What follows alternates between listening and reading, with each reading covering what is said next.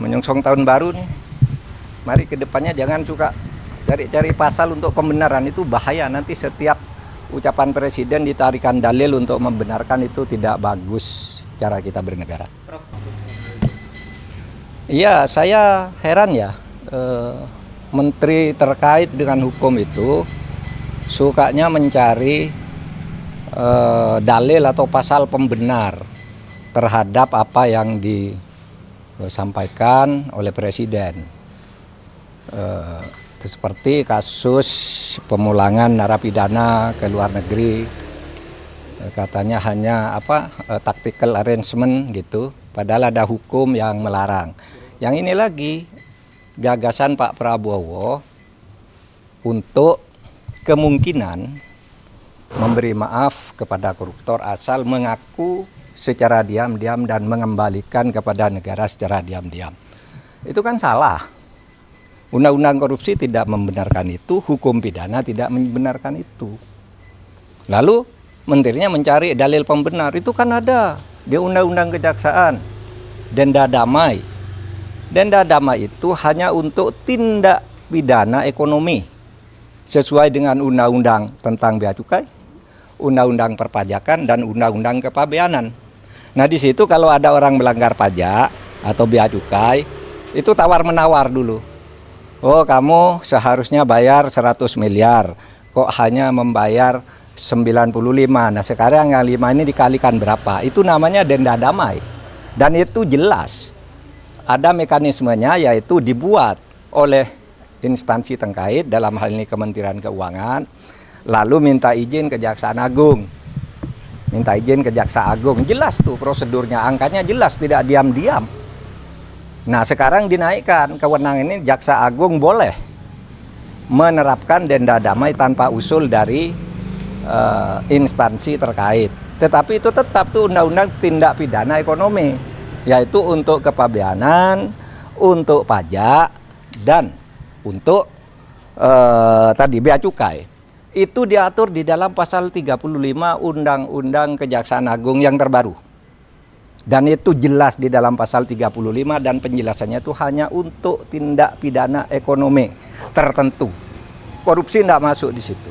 Nah, oleh sebab itu, menyongsong tahun baru nih, mari ke depannya jangan suka cari-cari pasal untuk pembenaran, itu bahaya. Nanti setiap ucapan presiden ditarikan dalil untuk membenarkan, itu tidak bagus cara kita bernegara. Prof, kita hukum seperti apa yang akan timbul ketika denda damai ini dipaksa diterapkan? Ya enggak tahu, kalau saya sih membayangkannya nanti akan banyak orang korupsi diam-diam, sesudah akan ketahuan mengaku. Gitu kan? Sesudah akan ketahuan mengaku. Kan Pak Prabowo inginnya sebenarnya ya, agar aset negara tidak hilang. Asset recovery namanya kalau itu di konvensi PBB. Itu dibenarkan aset recovery itu. Tetapi yang termudah agar tidak terjadi diam-diam penyelesaiannya. Dulu saya sudah pernah mengusulkan loh. Tahun 2001 ketika saya Menteri Kehakiman, lalu saya tulis lagi usul itu di dalam buku saya yang terbit tahun 2003. Judulnya Setahun Bersama Gus Dur. Mari kita maafkan aja gitu, tapi terbuka. Seperti yang dilakukan oleh Afrika, jangan diam-diam gitu. Nah ini diam-diam gimana caranya? Siapa yang bertanggung jawab? Lapor kepada siapa yang mengumumkan, siapa? Apakah yang bersangkutan minta damai itu mau diumumkan namanya? Nah kalau tidak diumumkan, tidak transparan, tidak ada yang tahu bahwa itu melanggar atau tidak. Tapi kalau diumumkan, ya lewat pengadilan aja. Dan salah kalau mengatakan undang-undang untuk mengembalikan aset itu tidak ada jalannya. Kalau mau ya undang-undang perampasan aset diberlakukan aja, undang-undang perampasan aset yang sudah dituju oleh DPR sama pemerintah dulu, tapi lalu macet di DPR. Itu saja diundangkan, itu lebih gampang ya. Undang-undang perampasan aset itu kan bisa dilakukan begitu. Oke. Prof, berarti Prof Mahfud menilai bahwasanya apa yang disampaikan oleh Menteri Hukum itu salah kaprah. Saya kira bukan salah kaprah, salah beneran. Kalau salah kaprah itu biasanya sudah dilakukan, terbiasa meskipun salah. Ini belum pernah dilakukan kok. Mana ada korupsi diselesaikan secara damai? Itu korupsi baru, namanya kolusi. kalau diselesaikan secara damai. Dan itu sudah sering terjadi kan, diselesaikan diam-diam antar penegak hukumnya yang ditangkap. Kalau menyelesaikan diam-diam kan banyak tuh yang terjadi. Jaksa, polisi, hakim masuk penjara kan mau menyelesaikan diam-diam. Iya toh, itu sama aja. Oke.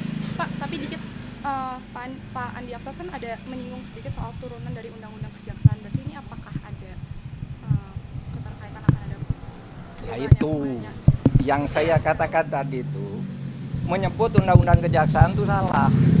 Undang-Undang Kejaksaan itu mengatur tentang itu di dalam pasal 35 yang menyatakan bahwa dalam hal-hal tertentu Jaksa Agung boleh menerapkan denda damai di mana sebuah kasus itu tidak diadili asal ada perdamaian tentang jumlah yang dibayar. Itu pasal 35 menyebut bahwa itu hanya untuk tindak pidana ekonomi. Lihat aja pasal 35 itu tindak pidana ekonomi itu ada 3. Kepabeanan, perpajakan, dan apa tadi? Dan bea cukai. Hanya itu yang boleh. Kalau korupsi lain tidak boleh, tidak pernah ada dan tidak boleh ada. Tapi terserah aja, nanti lihat aja akibatnya akan lari semua orang koruptor diam-diam, kalau mau ketahuan baru ngelapor, minta damai, dan kita tidak tahu siapa yang mendamaikan. Kan gitu. Oke, apa lagi? Lain? Kenapa baru sekarang setelah 4 tahun gitu, mungkin Bapak ada pandangan terkait itu Pak? Enggak, saya tidak punya pandangan. Itu wewenang KPK, wewenang penegak hukum. Biar dipertanggungjawabkan secara hukum, secara transparan. Kalau itu dianggap politik ya silakan aja dipertanggungjawabkan kepada publik. Yang lain? Prof, Arfi Muiz, kan tadi Prof udah nyinggung ya di Instagram bahwa uang denda sama uang penggantinya itu cuma sekian persen. Dan pidana penjaranya juga sangat kecil kayak gitu. Dari konstruksi hukum yang 300 triliun korupsi merugikan negara kayak gitu. Ya, saya merasa itu menusuk rasa keadilan masyarakat ya. Ini baru pertama ada orang didakwa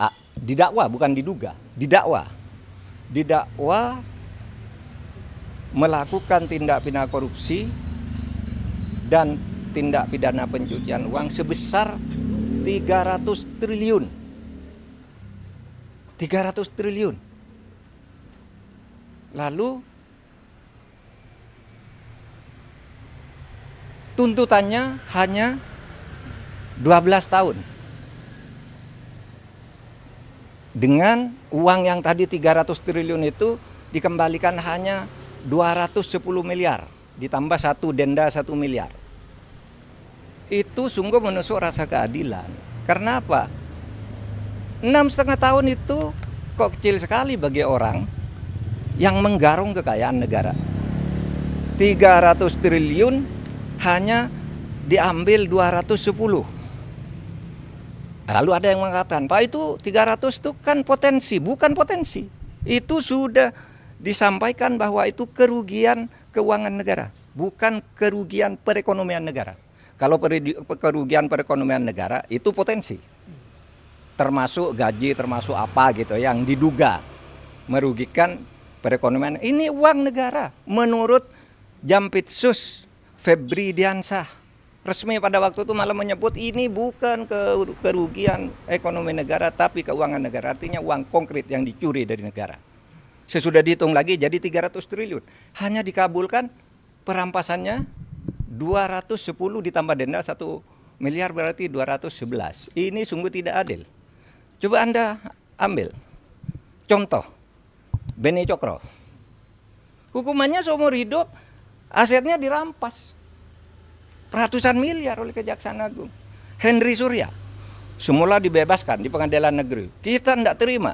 Langsung kasasi atau dituntut lagi dari kasus lain. Naik. Ya. Si Henry Surya ini semula bebas, kita langsung ke kasasi menjadi 18 tahun penjara. Hartanya juga diambil.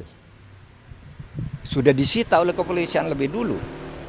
Atau Surya Darmadi itu divonis hitungan kerugian nih ekonomi nih, yang ekonomi nih bahkan hitungan ekonomi negara rugi 39 triliun. Dituntut oleh jaksa 39 triliun dengan denda 2 miliar sehingga menjadi 41 triliun. Dikabulkan oleh pengadilan negeri. Tetapi naik banding tetap kena 2 triliun. Hanya uang kecil loh, kena 2 triliun. Ini 300 triliun kena hanya 250 miliar. 250 miliar dari 300 triliun itu berapa? 0,007%. 0,007%. Nggak sampai separuh. Nggak sampai setengah persen. Anda bayangkan itu. Nah oleh sebab itu menurut saya kejaksaan nampaknya kurang konsisten juga. Mengapa menyebut dakwaan 30, kok kemudian tuntutannya 250? Kan terlalu jauh meskipun sudah dihitung ulang oleh pengadilan terlalu jauh itu. Oh, berarti kalau dari 350 jadi ini berarti seluruh dakwaannya itu agak hoax gitu ya, agak tidak tepat. Nah itu supaya diingat bahwa kita mau mengembalikan aset sekaligus memberikan hukuman yang setimpal. Apapun alasannya itu hukum yang berlaku dan itu sudah didiskusikan lah soal denda damai, soal kembalian aset sudah didiskusikan semua dan sudah ada undang-undangnya di tempat kita. Apalagi? Di kasus itu masih ada cara untuk memulihkan rasa keadilan itu, Prof? Ada. Kalau Kejaksaan Agung mau konsisten ada dong. Karena dulu pernah terjadi pada Henry Surya. Terjadi pada Yan Darmadi. Ketika hanya mau didenda, kami usul ini pengadilan. Kena kan 2 triliun dan penjara 16 tahun. Nah, kalau ini mau dilakukan, bisa naik banding lagi. Tapi tetap aneh bagi saya kalau dakwaannya 300%, bisa naik banding lagi. Kalau dibanding kasasi lagi, bisa PK lagi. Tapi sementara selama ini kan belum inkrah semuanya. Itu masih bisa dilakukan. Meskipun kasus ini kan agak aneh ya. Ada unsur politisnya kan. Ketika ditetapkan si Harvey itu sebagai tersangka, kan ada berita kantor Kejaksaan Agung dikepung, ya kan? Lalu Jaksa Agung memberi penjelasan diintervensi oleh Brimob atau apa gitu kan, Jaksa Agung ngomong di televisi ya. Lalu analisis di luar itu sebenarnya bukan penangkapan terhadap mafia nikel, tetapi itu upaya pergantian penguasa mafia sehingga yang lama dihantam agar ganti gitu, tapi hukumannya tidak sungguh-sungguh. Analisis itu pernah muncul. Saya baca itu dari pernyataan terbuka Pak Ansat Mbae, mantan kepala BNPT ya waktu itu. Dulu zaman saya Menhan dulu dia kepala BNPT, tapi dia berbicara dalam konteks ini kan hanya pergantian aja, sehingga kelihatannya tidak sungguh-sungguh atau takut. Nah ini tantangan tahun baru, ini tantangan. Anda mau bersikap apa terhadap ini? Apalagi?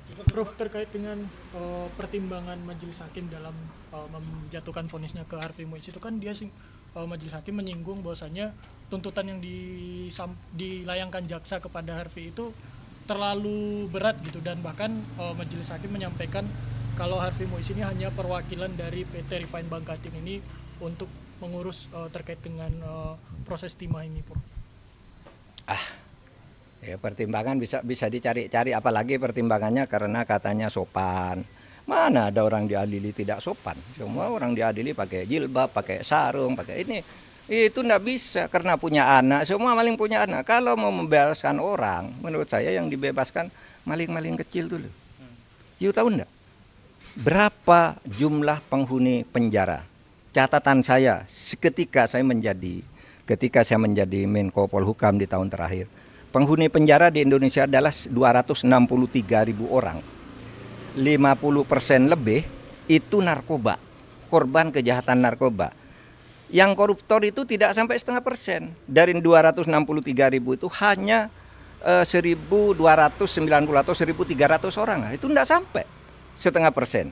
Kenapa kok ini yang diistimewakan? Yang pencuri ayam, korban narkoba, orang membunuh istrinya karena istrinya selingkuh, orang karena ditipu, orang membakar orang karena kalap gitu. Kenapa tidak itu aja yang dibebaskan kalau alasannya biar penjara penuh gitu. Ini tidak masuk akal semua. Mari kita rasional kalau ingin baik. Kalau enggak ya sudah. Tapi saya masih punya asa untuk itu. Prof, soal konsistensi kejaksaan, kan dalam sidang terungkap bahwa ada grupnya smelter yang isinya itu bos-bos smelter termasuk Harvey Muiz, dan adminnya adalah polisi waktu itu. Sekarang udah jadi direktur tindak pidana narkoba Bareskrim, udah brigjen ya gitu. Tapi di sidang nggak dipanggil jadi saksi, padahal dia jelas admin grup itu. Nah itu makanya saya bilang Kejaksaan Agung itu tidak dalam posisi bebas sesuai dengan hukum. Kan ada peristiwa yang mendahului ya.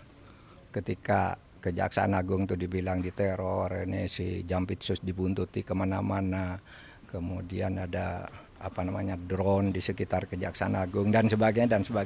Itu semua mendahului peristiwa ini sehingga lalu orang sekarang mengkait-kaitkan, meskipun orang bilang wah itu yang dulu bilang oh ya itu tidak benar hanya kebetulan. Sekarang terjadi hal seperti ini, mungkin orang bisa mengaitkan ke situ.